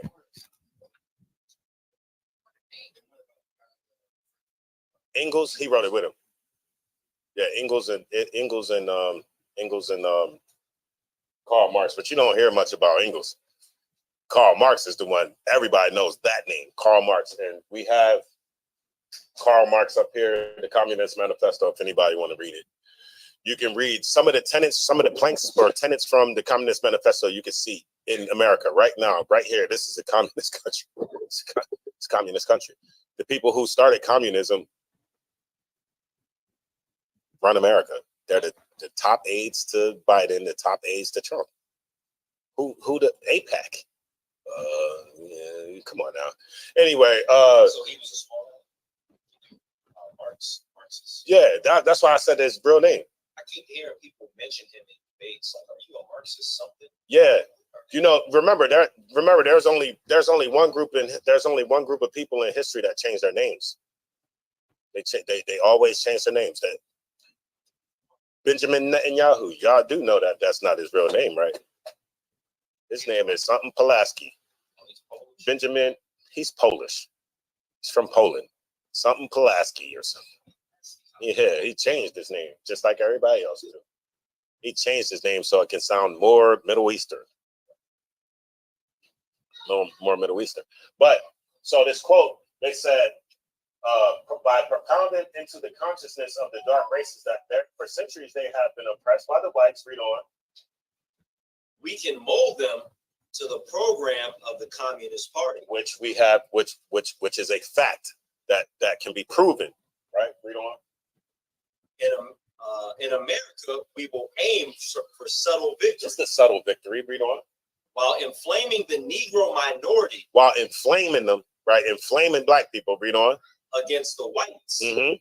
We will endeavor to instill in the whites a guilt complex for their exploitation of the Negro. Don't we start seeing that? We're starting to see black people.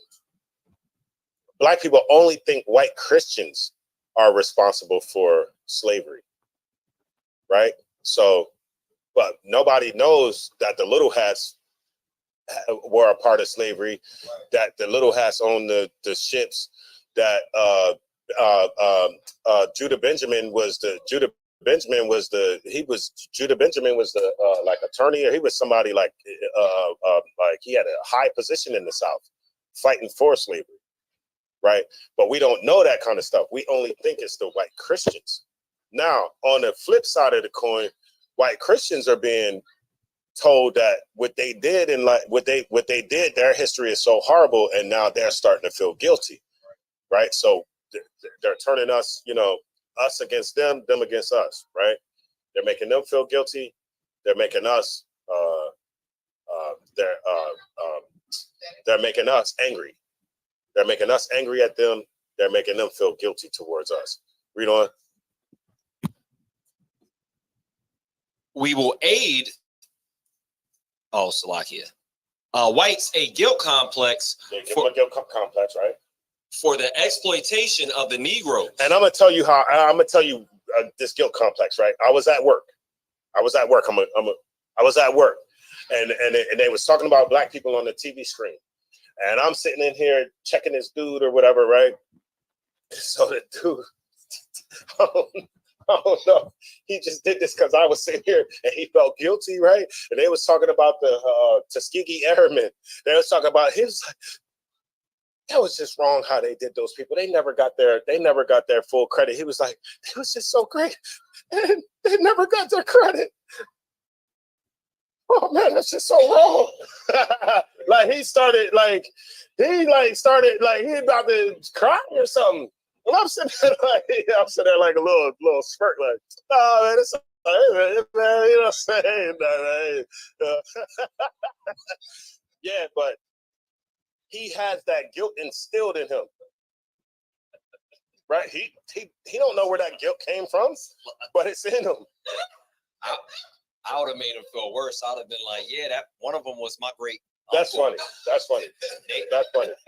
They replaced his name. Yo, he probably would. I don't know what that cracker would have did. Yo, he was crying like a bug. Especially if it was like the black man sitting in front of you right now.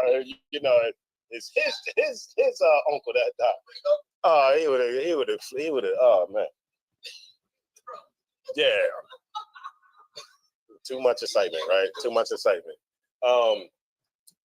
So they're gonna instill guilt into the white people. Read on. For the exploitation of the Negroes. For exploiting us, right? We will aid the Negroes to rise in prominence. To do what? Rise in prominence. What does aid Negroes to rise in prominence mean? Yeah, come on. That means they're gonna assist in putting us in a certain light. That looks great. Right. They're going to assist the Negro into prominence. Right. Read on. In every walk of life. In every walk of life. So they're gonna make it. They're gonna make a Negro like, okay, where America looks at us like slaves, right?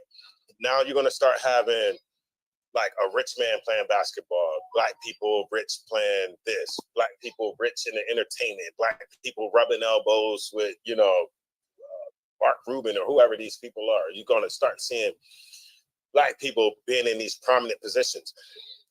Jay-Z, he got a billionaire's walking club. What the hell? That Negro looks simple.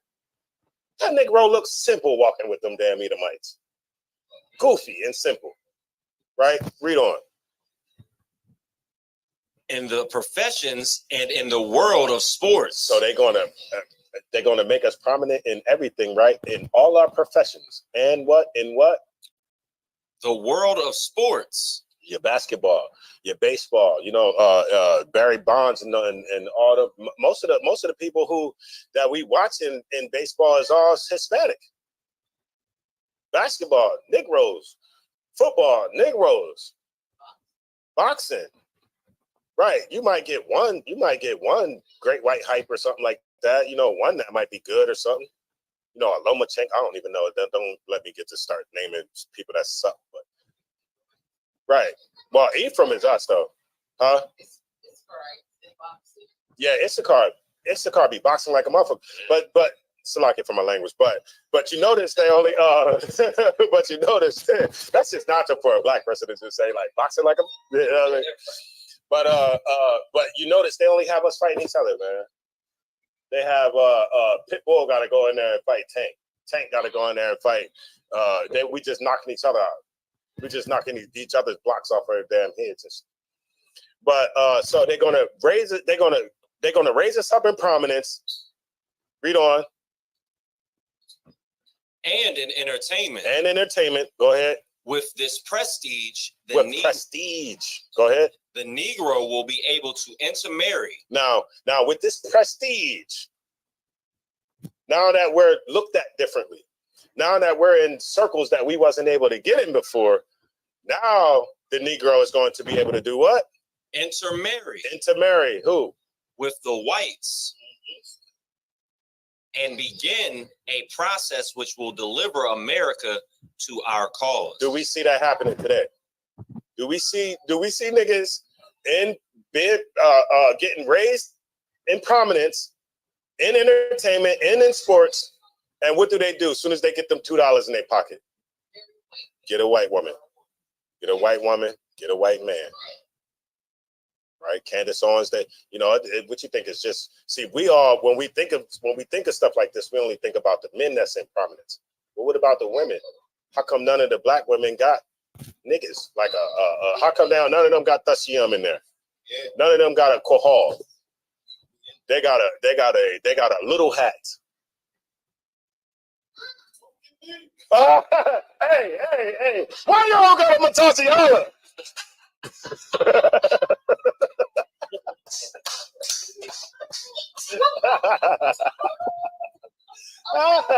You see what I'm saying?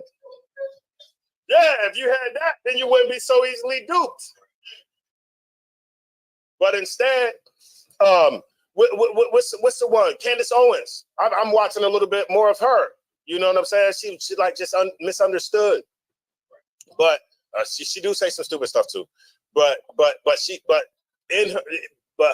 has a Edomite. Right. She goes to bed with an Edomite. All that prominence for what? So you can give it away to this all the goodness to this dude. Any more on that? It starts the next pair. Okay, so that's not by. It's not by. A lot of times, it's not even by choice that we're doing this. It's like social engineering. This is like engineering right here. This is people sitting back trying to get us to do it. And guess what? Our leadership ain't even warning us. Like, hey man, y'all know it's a plot out there for y'all to make y'all start, sinning against the Lord. You know it's a plot out there for to make y'all start liking these white. You know it's a plot out there. No, they don't tell us that. They just hey man, the heart wants what the heart wants. That's what we being told. Not to deny your damn self, not to deny the heart. When the scriptures say what does the scripture say about the heart? Deceitful above all, deceitful and wicked. Salakia. Do I got enough time? Man, I might not have enough. All right, give me the Tobit. Somebody give me the Tobit. Damn, I got it. No. You got the ones? Numbers.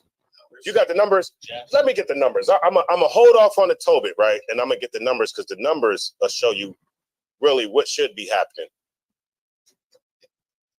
if you stick your rod in somebody from another nation, or if you let somebody from another nation stick their rod in you, right? Let me get that story real quick. I'm going to end it on this, y'all. The book of Numbers, chapter 25 and verse 6. Right, but don't give me just where they, you know what I'm saying? Give me like a little bit of backstory. Give me where the Israelites was talking, and it was like, hey man, you know, we got to get this thing together, man. The Lord killing us out here. And then they see him walk past. Hey, they out there trying to get it right, man. They tired of dying. Then this simpleton walked past. Like, I think verse 5 might be good. Yeah, let's get it. The book of Numbers, chapter 25 and verse 5. And Moses said unto the judges of Israel, slay ye every one his men that were joined unto Baalapor. Hold on. Where you at Numbers, right? Yeah, Numbers 25. Hold on 1 second, because Numbers 25 and what? And 5. Nope, you gotta give me one. We're gonna start from one. The book of Numbers, chapter 25 and verse 1. Mm-hmm. And Israel abode in Shittim. Mm-hmm. And the people began to commit whoredom with the daughters of Moab. This is what yeah. Let's get the backdrop so everybody know what's going on. With who? The daughters of Moab. With coronavirus. Yes. COVID-19. That's what you want. It's coming back too. It's like 6-7 people in my facility that got it. I tested myself this morning. I had one line, you know what I mean? But it's like when you think you got COVID, then your stomach start bubbling, everything started. I'm like, man, you should just start having symptoms out of nowhere. And then as soon as I seen the one line, I was like, oh, I'm good. All right, I'm good. Yeah, I just had to let that. That's all it was. Go ahead, Slide. And they called the people unto the sacrifices of their gods. And they did what? Called the people unto the sacrifices of their gods. Uh-huh. And the people did eat and bowed down to their God. Right, that's what we is doing. We eating and bowing down to their gods, right? We eating the food sacrifice to their God. Not only are we eating the food sacrifice to their gods, we're bowing down to their damn gods. Read on. And Israel joined himself unto Baal Peor. Mm-hmm. And the anger of the Lord was kindled against Israel. Yeah, y'all know Baal. We joined ourselves to Baal, man. Go ahead. And the Lord said unto Moses, mm-hmm. Take all the heads of the people and hang them up before the Lord against the sun. Oh, wait. Y'all know what that means, right? Mm. That's not metaphorical. Pipe. Yeah, that's real. Head. Up there on the that pole. Mm. And not only is it just up there, it's up there in the sun. Yeah. Yeah. Ooh wee. Burning, stinking, maggots, funky. Yeah. All the with the adjectives that you can name. Go ahead. That the fierce anger of the Lord may be turned away from Israel. That's how angry the Lord was. Right? And so that his anger can turn away from Israel. Put these dudes' heads up there on that damn stick, man, so I don't kill everybody. Read on. And behold, one of the children of Israel came and brought unto his brethren a Midianitish woman. And it's always one. It's always one. Remember back with what's the brother? He was on a horse. Brother was on the horse. They was trying to get him to sacrifice the swine, the pork.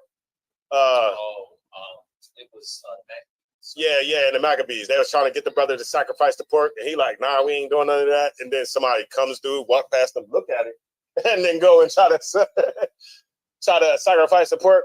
Right. It's always one, and he had to unalive him. Right. Yeah. Now look, you got they're talking about something specific, and then here goes a brother coming past with a woman from another nation. Go ahead. Unto his brethren, a Midianitish woman in the sight of Moses, mm-hmm. in front of Moses. and in the sight of all the congregation of the children of Israel. And everybody's sitting there like, do you see this nigga right? You know, he walking by with a damn heathen.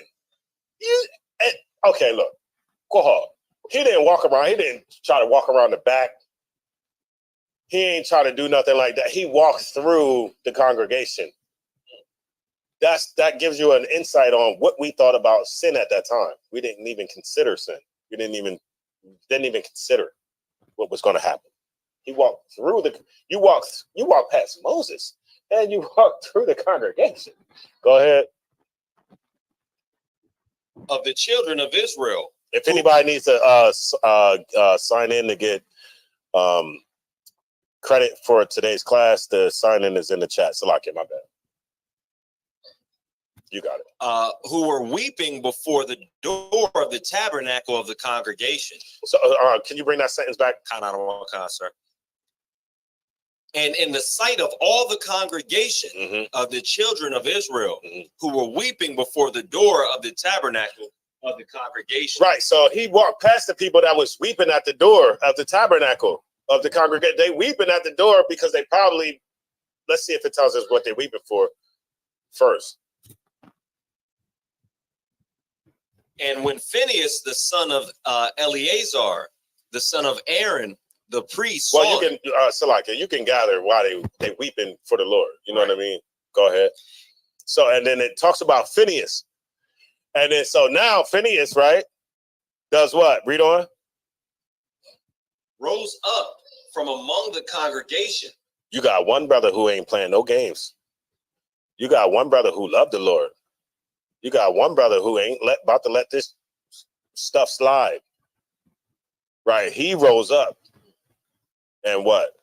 And took a javelin in his hand. Right. Salakia, y'all.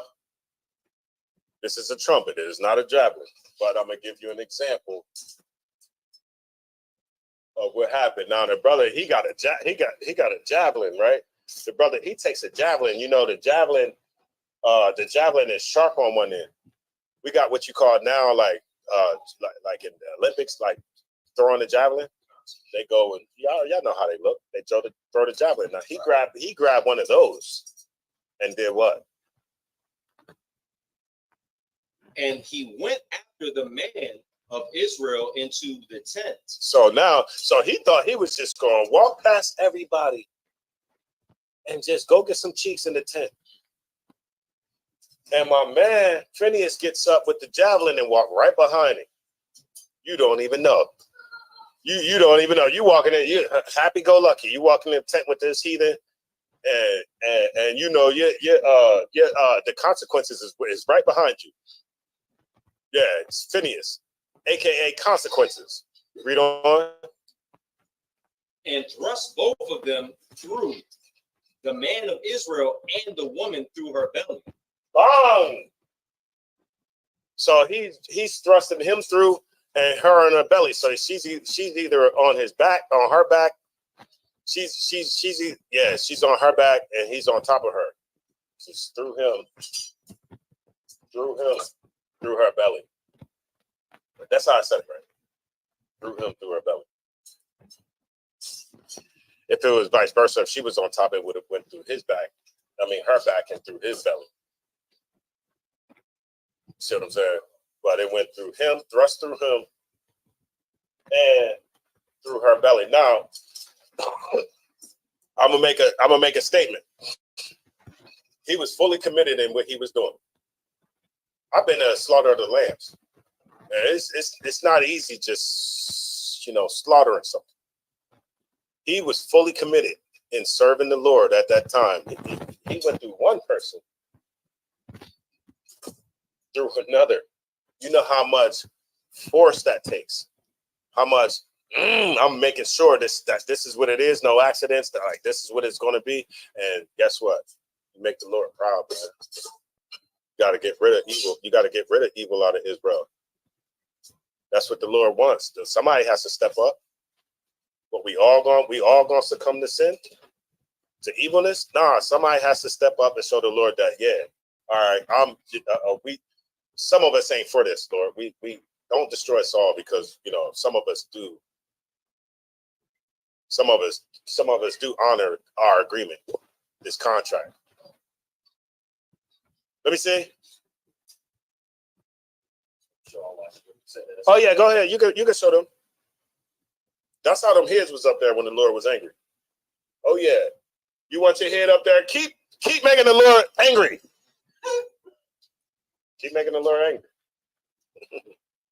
It won't be us putting your head up there, because we, you know, most of us can't even stomach. We can't even stomp on a roach or kill a rat. But he will get one of them. He will get an Edomite to do it. The people you love so much, they'll put your head right up there on that damn pipe. All right. I think that's a safe place to end it. Of course, there's more scriptures. Y'all know interracial marriage interracial marriage is a sin. Interracial marriage is not allowed in Israel. And with that being said, I'd like to pass the class over to Priest and Officer Hall. But talk to y'all.